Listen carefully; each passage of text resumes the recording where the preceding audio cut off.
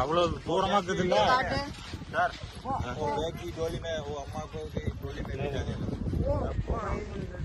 நடக்குமா மக்களே? இப்போ நாம் குஜராத்துக்கு வந்திருக்கோம்.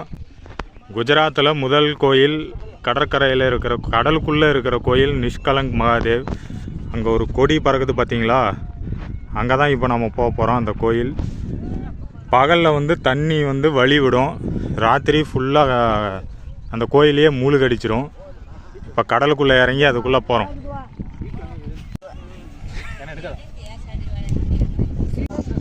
கடலில் இறங்கியாச்சு.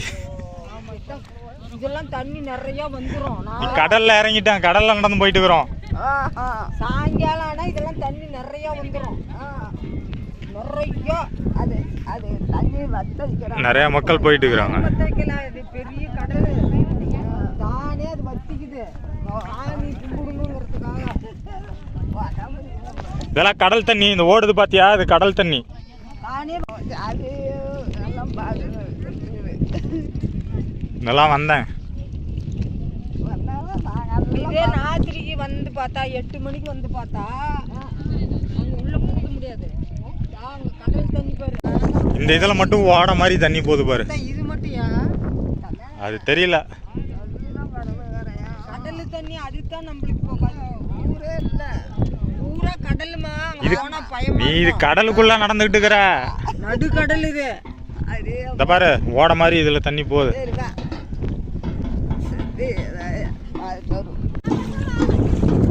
பாத்துறேன். அம்மா புடி புடிடா, தடுமாறுதுடா. ஏன்டா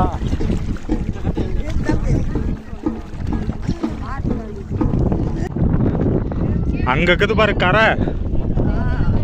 எவ்வளோ தூரம் உள்ள வந்துட்டோம் பாரு. 1 கிலோமீட்டர் கிட்ட வந்துட்டோம். கோயிலுக்கு பக்கத்துலயே வந்தாச்சு. கிட்டத்தட்ட ஒரு 1.5 கிலோமீட்டர் உள்ள நடந்து கோயில்கிட்ட வந்தாச்சு.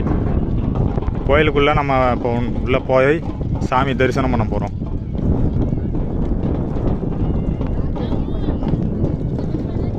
அடேங்கப்பா, பார்த்து போ.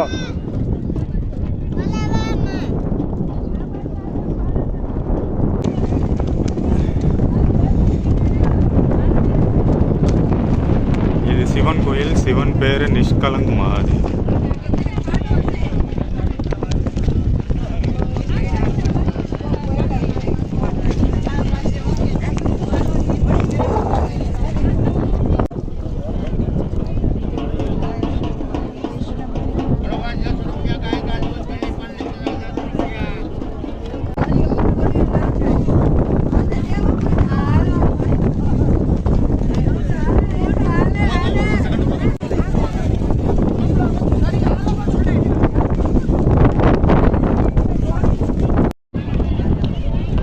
கடலுக்கு நடுவில் இருக்க பஞ்சபாண்டவர்களால் வழிபடப்பட்ட 5 லிங்கங்கள்.